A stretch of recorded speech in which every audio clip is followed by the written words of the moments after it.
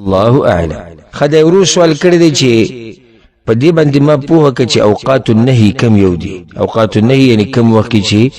نفلی مونز یا بغیر سبب مونز کول منع دي، هغه وختونو باندې ما پوهه کړه. الجواب اوقات النهي دا بیانیږي په اختصار سره او په تفصیل سره. که په تفصیل سره بیانې نو دا 5 وختونه دي، او که په اختصار سره بیانې نو څو دي؟ 3 وختونه دي. چاته تفصیل هغه معلوم دي؟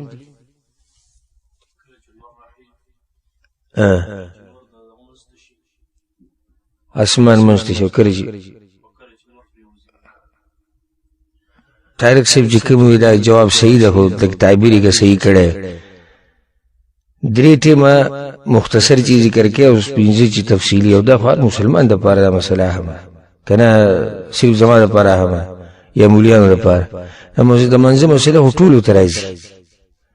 دا خو دې نه دی چې بس دا یو عالم ته برازي او شیخ ته برازي او مولوی صاحب او امیر صاحب او قاری صاحب. د منځ مسله چې چاله نو ورزي، د منځ مسله بیا بنیادی مسائل نو پوه چې دا سره صفر دی، بالکل صفر دی. چې سړی ته خپل هغه عبادت په باره کې علم نه تفصیلی چې کوم عبادت دی په ورځ کې 5 پیری فرضي مونږ کې، دا غین علاوه به سنت او نفلی مونږ او تهجد او دا خو خډیر دي. چې سړی ته دې باره کې پته نه دی به نور د دین کوم مسائل زده کوي. دا مسله مونږ په درسونو کې خصوصا د عمدة الاحکام او د بلوغ المرام او د مشکات په درسونو کې تفصیلا بیان کړی دی. د شان د بخاری په شرح کې چې وختونه په اختصار سره 3 دي او په تفصیل سره 5 دي. نو په اختصار سره 3 هغه ټول ته یاد دي. اولنې هغه دی چې د سحر د منځنه بعد د نور راختو پوری، او به چې اسمان د نور په منشي د زواله پوری، او 3 وخت د مازیګر د منځنه بعد د نور د ډوبېدو پوری. دا على وجه الاختصار. او که على سبيل البسط وایو یعنی لږ تفصیل بکی کو، نو بیا دي سي اولنې ټیم دی د سحر د راختونه بعد چې سحر مونږ شي دغه بعد شروع شو وخت الى طلوع الشمس د نور د راختو پوری، د نور د راختو پوری. او دویم ټیم دی د نور د راختونه والا چې د نور یو نیزه په مقدار راوچت شي. کله چې د نور د کناره راخیږي، چې کله د یو نیزه على قید رمح، یعنی چې د یو نیزه په اندازه باندې راوچت شي، تقریبا دې ته دي چې 12 منټه علما وایي زیات نه زیات پاوسات چې نور راوخته. مطلب دا چې نور راوخته بس د منځه اجازه شو. نور چې راوخته اوس به انتظار کوي او پاوسات بیا. او ځکه دا غړې کې چې کم ټیم ورکړی د شروع ته چې وې دا نور دراختو ټیم دی، دینه بعد هم به صبر کې یو 12 منټه یو پاوسات دا به صبر کې. نو د 2 وخت شو. 3 وخت چې هغه کله چې نور بالکل د اسمان په منشي، دا هغه وخت نواله تر دې چې دا د زوال طرف ته روان شي د نور او د منځ نه واوړي.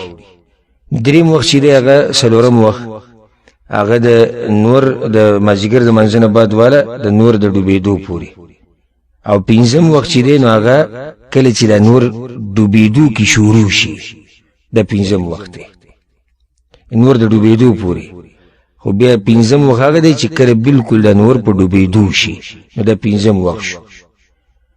دا على وجه التفصيل چې کله سره تفصیل کې تفصیلی 5 وختونه دي، او مختصر دغه 3 وختونه دي چې هغه ملګرو ټول بیان کو.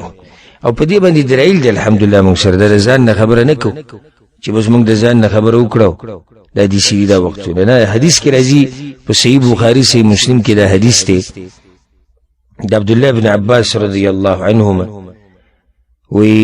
عمر بن خطاب رضی الله عنه دا خبره کړې ده او په دې گواہی ورکړې ده ان النبي صلى الله عليه وسلم نهى عن الصلاة بعد الصبح حتى تشرق الشمس وبعد العصر حتى تغرب. پیغمبر صلی الله علیه وسلم منع کړی و چې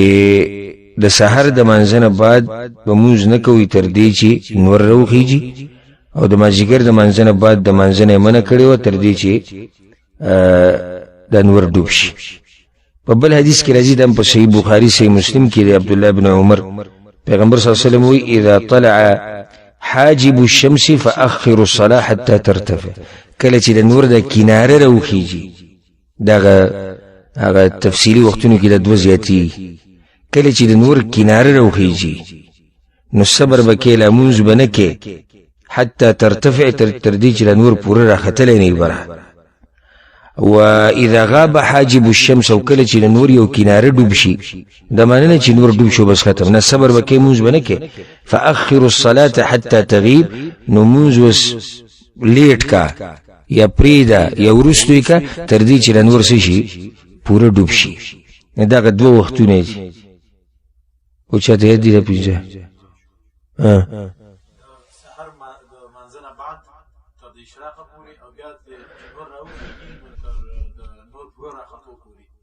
چې کناره راوخیږي دا غي نو ول نور پوره راخته پوره د دویم ټیم شو د نور شیدنو زایل کېدل مسبخین د اسمان د منځ نه زایل کېدل دریم ټیم د مازیګر منځنه تر د نور پریوتو پورې څلورم ټیم پنځم چې نور د کناره ډوب شي نو انتظار وکړي تر دې چې پوره نور ډوب شي دا پنځه ټیم شو کو څه کوی چې په دې څه دلیل دی دا نور چې اسمان په منځ کې شي دغه ټیم کې وموز نه کې نو په دې کې یو حدیث ته امام مسلم رحم الله راوړی د عقبه بن عامر نه پیغمبر صلی الله علیه وسلم په باره کې هغه وی چې 3 ساعات كان رسول الله صلى الله عليه وسلم ينهانا ان نصلي فيهن درې وختونو پیغمبر موږ منع کړی چې په دې کې وموز نه کوي موز نه کوي معنی دا نه چې هر یو موز نه کوي موز نه کوي څه معنی هغه مونږ چې دغه سبب نه هغه مونږ باندې کوو چې سبب یې اکولې شي لکه مونږ د چانه پاتې شوی دی او هغه کوي یا سببي مونږ دی لکه جمعه ته ورننه او تحیت المسجد کوي یا عمره وکړه طواف او طواف نه بعد هغه 2 رکعات دی هغه کوي یا صلات الکسوف یا دغه شان نور چې کوم سببي مونږ نه دي ډیر دي الغرض چې د مانځ سببي هغه په دې وختونو کې کی چې سبب نه لکه چې سړی ناشته کور کې ولا شي 2 رکعات نفلي مونږ وکړو سبب نشته نو دې چې مونږ باندې کوي خدای درې وختونه کم یو دي وحين تطلع الشمس بازغة حتى ترتفع وحين يقوم قائم الظهيرة حتى تميل الشمس کله چې نور بالکل اسمان په منشي